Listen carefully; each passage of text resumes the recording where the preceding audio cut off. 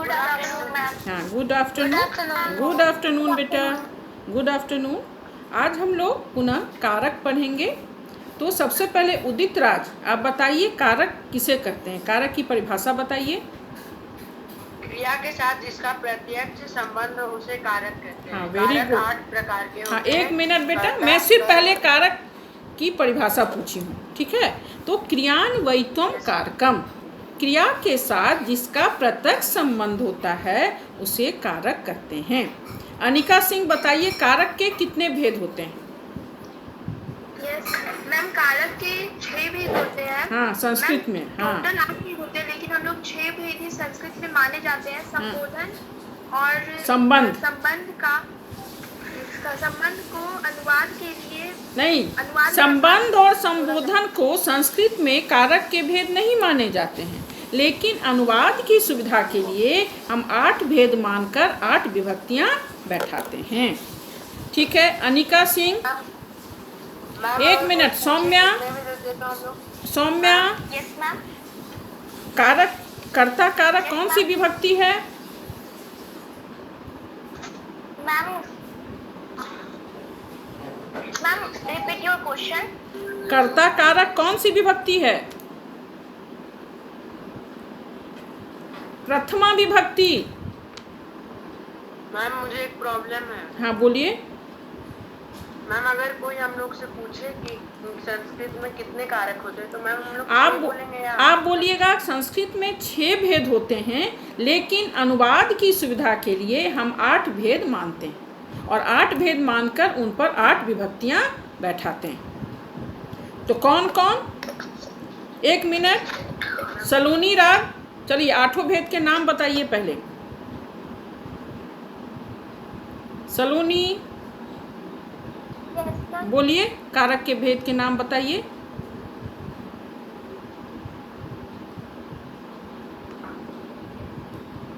Ma'am मैं बोलूं? हाँ बोलो बोलो। सौम्या तुम बोलो। कर्ता, कारक, एक आदमी बोलो। कर्म कारक, करण कारक, संप्रदान कारक, अपदान, संबंध कारक, अधिकार कारक और अवधान कारक। हाँ भी ठीक है, गुड। 2 लोग बोल रहा तो सुनाई नहीं दे रहा है क्लियर। हाँ इसलिए मैं बोल रही हूँ, ठीक है। प्रतीक तुम बोलो तो, कर्ता कारक कौन सी विभक्ति है? प्रतीक। प्रथमा विभक्ति। कर्म कारक? तृतीय। द्वितीय। कर्ता, और कर्ता का क्या चिन्ह है? कर्ता ने। मैम कर्म ना। हाँ नहीं, कर्म कारक, कर्ता ने कर्म को, कर्म कारक कौन सी विभक्ति है? द्वितीय। कर्ण सुन लिया था मैम, कर्ण नहीं। कर्म कारक द्वितीय विभक्ति। हाँ, करण कारक? Yes ma'am. करण कारक तृतीय। तृतीय। हाँ, कर्ता ने कर्म को करण से, क्या चिन्ह है कर्म, करण कारक का? से, द्वारा। हाँ, संप्रदान कारक, संप्रदान कारक कौन सी विभक्ति है? हम चतुर्थी। आपादान? आपादान पंचमी। पंचमी। और आपादान का क्या चिन्ह है? से। तो आप एक मिनट, आपादान का से, इसका है अलग होने का भाव। करण का भी चिन्ह है से, लेकिन उस करण के से का तात्पर्य है द्वारा, है ना? मैम संप्रदान, संप्रदान को के लिए, चतुर्थी विभक्ति को और के लिए। हाँ, और आपादान से अलग होने का भाव, अलग होने के लिए। हाँ, अलग होने का भाव। और एक मिनट, जिस छवि रानी, खुशी कुमारी, सारे अपने माइक बंद करें। शशांक शर्मा, जब मैं क्वेश्चन पूछूंगी जिनसे, वो अपना माइक ऑन करके जवाब देंगे, ठीक है? तो कर्ता कारक, कर्ता के कौन सी विभक्ति है? प्रथमा विभक्ति। कर्म कारक द्वितीय विभक्ति। करण कारक तृतीय विभक्ति। संप्रदान चतुर्थी विभक्ति। आपादान पंचमी। और आपादान का चिन्ह क्या है? से। इस से का से मतलब है अलग होने का भाव। और करण कारक का भी चिन्ह है से, लेकिन उस से का तात्पर्य है से, द्वारा, माने कलम से, वह कलम से लिखता है, साथ। और अपादान में का से अलग होने का भाव, वृक्ष से पत्ते गिरते हैं, तो वृक्ष से पत्ते अलग हो रहे हैं। संबंध, संबंध कारक षष्ठी विभक्ति। और संबंध का क्या चिन्ह है बेटा? संबंध का क्या चिन्ह है? मैम का के हाँ ठीक है। संबंध का चिन्ह है काके की रारेरी, मेरा घर, मम गृहम।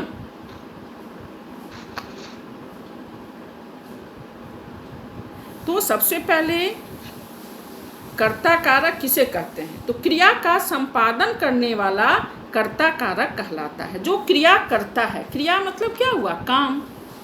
जो काम करता है, जो क्रिया करता है, वो कर्ता कहलाता है। तो क्रिया का संपादन करने वाला कर्ता कारक कहलाता है।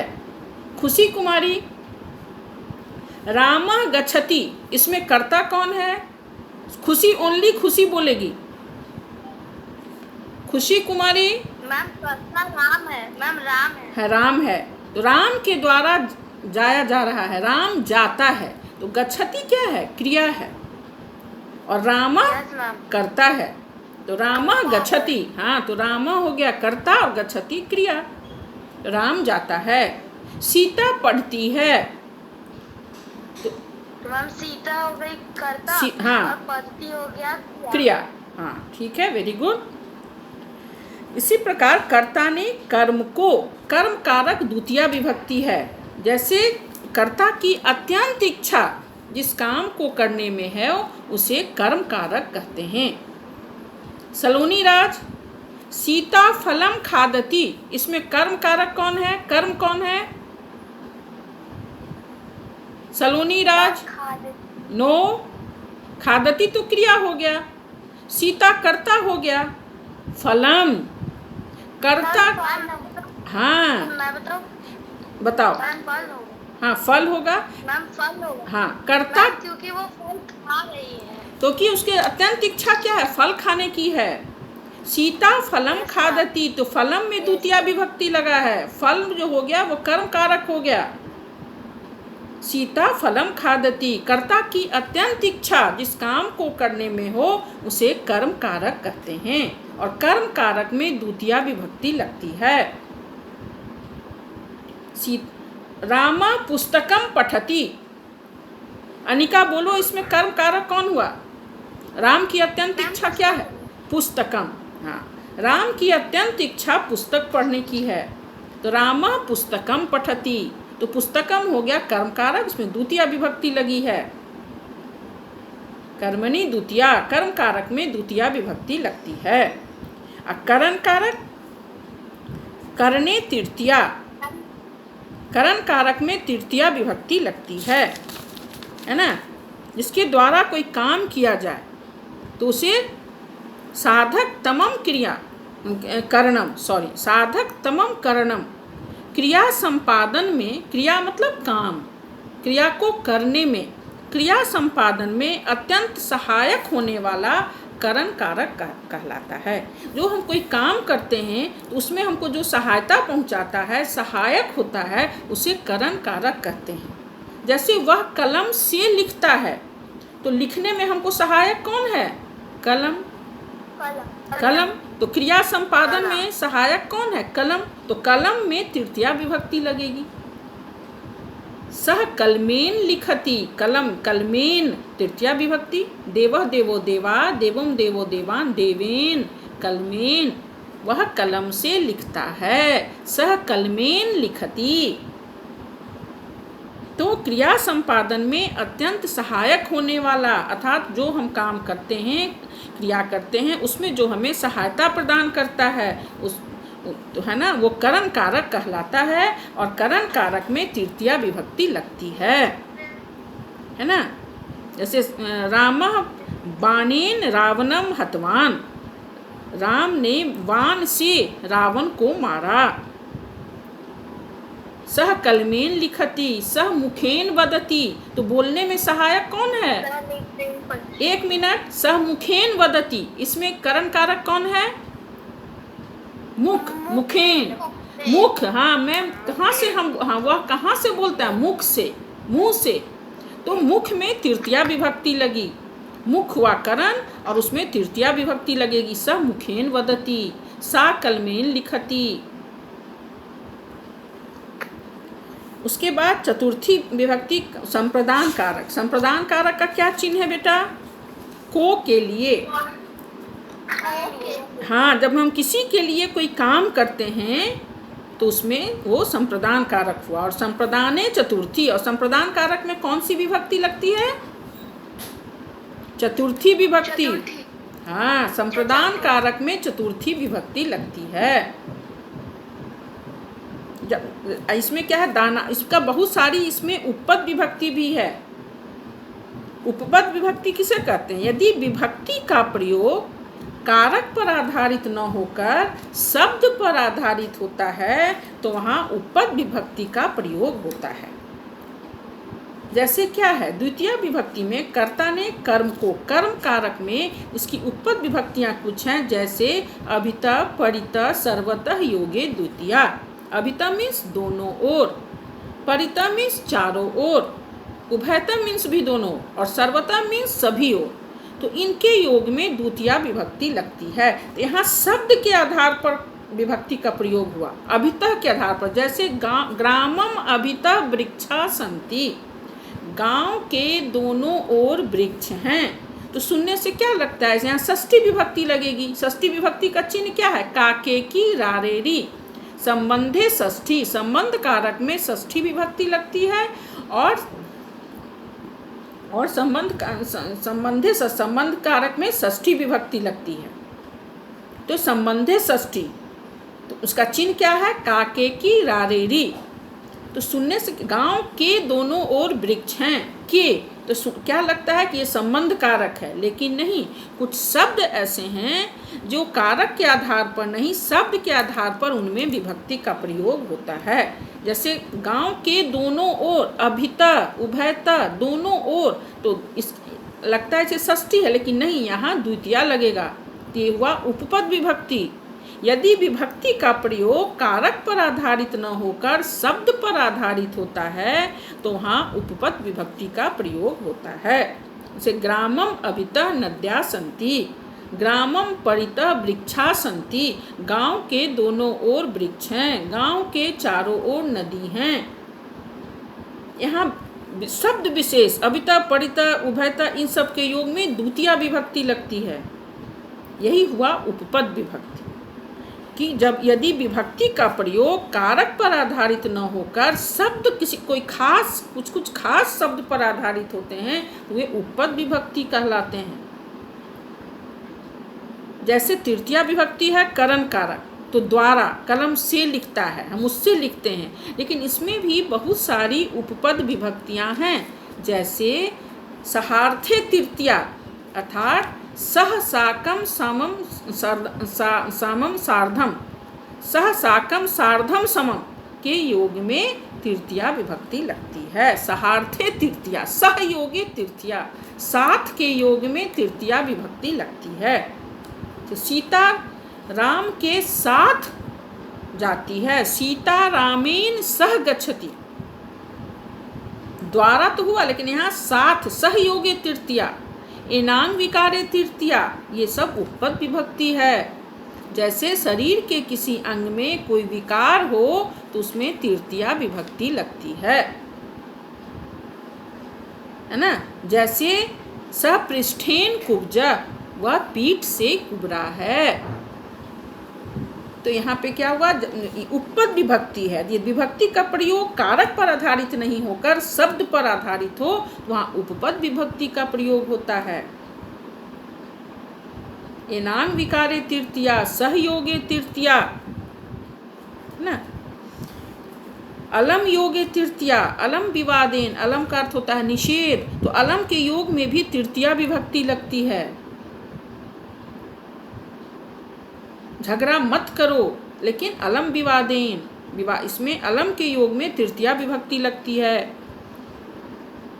इसी प्रकार क्या है, संप्रदाने चतुर्थी, को के लिए, जिसके लिए कोई काम किया जाए, लेकिन उपपद विभक्ति जब होती है तो दानार्थे चतुर्थी, दा योगे चतुर्थी, दा मीन्स दान, किसी को कुछ चीज दिया जाए।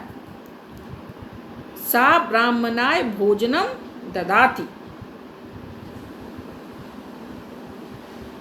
ब्राह्मणेभ्यः सा ब्राह्मणेभ्यः भोजनम ददाति। सा ब्राह्मणाय भोजनम पचति। वह ब्राह्मण के लिए भोजन पकाती है। ये हो गया संप्रदान कारक के लिए। और वह दान देती है, वह ब्राह्मण को दान देती है, ब्राह्मण को भोजन देती है, तो दा योगे चतुर्थी। उसके बाद जैसे इसी में है नमः योगे चतुर्थी। गणेश को प्रणाम है, सुनने में क्या लगता है, शिव को प्रणाम है, लगता है ये षष्ठी विभक्ति है, का के की कर्ता ने कर्म को, लगता है ये कर्म कारक है, शिव को प्रणाम। लेकिन नहीं, यहाँ चतुर्थी विभक्ति लगती है। ओम नमः शिवाय, श्री गणेशाय नमः, अग्ने स्वाहा। तो नमः, स्वस्ति, स्वाहा, स्वधा के योग में चतुर्थी विभक्ति लगती है। ये सब उपपद विभक्ति हैं। तो जब विभक्ति का, हाँ बेटा बोलिए, पूछिए पूछिए बेटा। अनिका कुछ पूछना है? ऐसे हम लोगों ने क्या देखा, कारक के 8 भेद हैं। कर्ता ने कर्म को करण से, संप्रदान को के लिए, आपादान से, संबंध काके की रारेरी, अधिकरण में पै पर, और संबोधन हे, अरे, अहो, भो, अजी। तो प्रथमा कर्ता कारक और संबोधन कारक दोनों में प्रथमा विभक्ति लगती है। करण कारक द्वितीया विभक्ति, कर्म कारक द्वितीया विभक्ति, करण कारक तृतीया विभक्ति, संप्रदान चतुर्थी, आपादान पंचमी, संबंध षष्ठी, और अधिकरण सप्तमी, और संबोधन में फिर पुनः प्रथमा विभक्ति लगती है। कर्ता कारक और संबोधन दोनों में प्रथमा विभक्ति लगती है। तो जब कारक पर विभक्ति का प्रयोग कारक पर आधारित हो तो कारक के अनुसार उसका रूप चलता है। जैसे कर्तरी प्रथमा, कर्ता कारक में प्रथमा विभक्ति लगती है। कर्मणि द्वितीया, कर्म कारक में द्वितीया विभक्ति लगती है।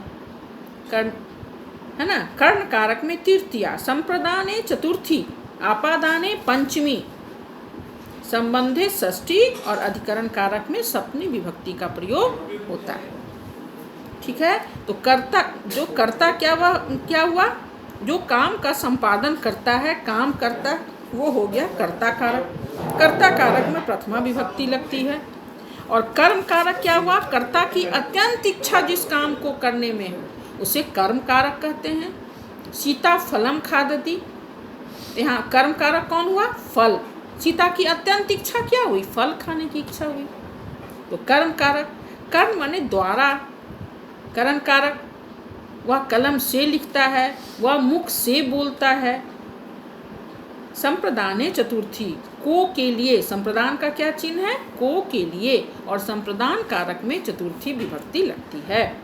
आपादाने पंचमी, आपादान की परिभाषा क्या है बेटा, ध्रुवम पाए पादानाम। आपादान कारक की परिभाषा है ध्रुवम पाए पादानाम, अर्थात दो वस्तुओं के अलग होने पर स्थिर वस्तु आपादान है। दो वस्तु के अलग होने पर स्थिर वस्तु आपादान है। अनिका सिंह एक उदाहरण दीजिए आपादान कारक का। Anika, yes ma'am. उदाहरण दीजिए। मैम, पेड़ पत्ते पर से गिर रहे हैं। पेड़ से पत्ते गिरते हैं, हिंदी में हुआ पत्ते गिर रहे हैं। हाँ, वृक्षात् पत्राणि पतन्ति, वृक्षात् पत्राणि पतन्ति, वृक्ष से पत्ते गिरते हैं। तो यहाँ क्या है आपादान कारक की परिभाषा, ध्रुवम पाए पादाना, दो वस्तुओं के अलग होने पर स्थिर वस्तु आपादान है। तो अनिका ने सही कहा, वृक्षात् पत्राणि पतन्ति, वृक्ष से पत्ते गिरते हैं। तो अलग, मैं भी एक एग्जांपल बोलूं। हाँ बोलो। हिमालयात् गंगा निर्गच्छति, निर्गच्छति निस्सरति, हिमालय से गंगा निकलती है।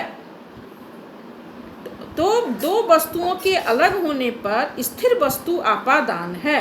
तो हिमालयात् गंगा निस्सरति, तो हिमालय और गंगा में स्थिर कौन है, कौन अलग हो रहा है, हिमालय। हिमालय। हाँ, तो हिमालय में पंचमी विभक्ति लगी ना, हिमालयात, है ना। उसी प्रकार वृक्ष से पत्ते गिरते हैं, तो दो वस्तुओं के अलग होने पर स्थिर वस्तु आपादान है। तो यहाँ वृक्ष आपादान है या पत्ते आपादान है? कौन आपादान? वृक्ष। क्यों? क्यों वृक्ष आपादान है? वृक्ष स्थिर है, उसमें से स्थिर है। पत्ते गिर रहे हैं। हाँ, तो दो वस्तुओं के अलग होने पर स्थिर वस्तु आपादान है, तो वृक्ष यहाँ आपादान हुआ। और आपादान कारक में पंचमी विभक्ति लगती है, इसलिए वृक्ष में पंचमी विभक्ति लगी, वृक्षात। पत्राणि पतन्ति, वृक्ष से पत्ते गिरते हैं। Aditya Kumar, what happened? ये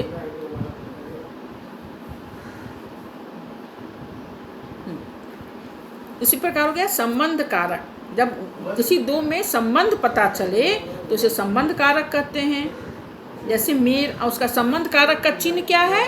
काके की रारेरी, मेरी कलम, मेरा घर,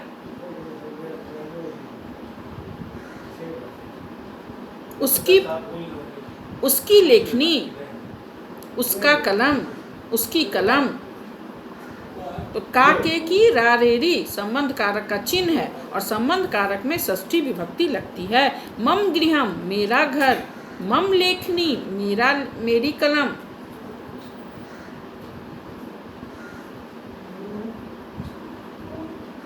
और अधिकरण की परिभाषा कौन बताएगा? सलोनी, अधिकरण कारक की परिभाषा बताओ, क्या होगा? अधिकरण कारक की क्या परिभाषा है? कौन बोलेगा? प्रतीक, तुम बोलो। मैं बोलूं? हाँ, बोलो। क्रिया के आधार को अधिकरण कहते हैं। ठीक है, आधारो अधिकरणम, आधार को अधिकरण कहते हैं, और अधिकरण कारक में सप्तमी विभक्ति लगती है। ठीक है, जैसे इसका चिन्ह क्या है अधिकरण कारक का? में, पै, पर। जैसे लोटे में जल है, जल पात्रे जलम अस्ति, धृत पात्रे धृतम अस्ति, घी के बर्तन में घी है।